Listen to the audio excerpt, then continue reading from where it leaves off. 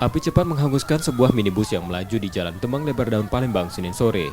Menurut pengakuan pengemudi, Oscar, minibus yang ia kendari terbakar setelah mengisi bahan bakar minyak yang sesaat sebelumnya mengeluarkan asap dari ban belakang sebelah kanan.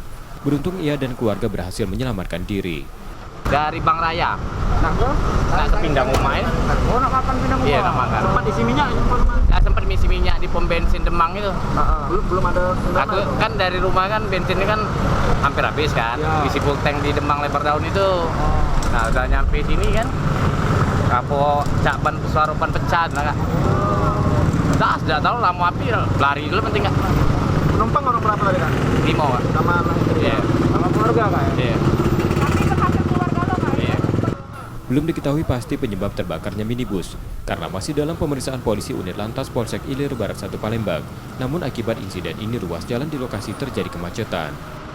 Reski Oktora, Muklas Diferensial, Kompas TV, Palembang, Sumatera Selatan.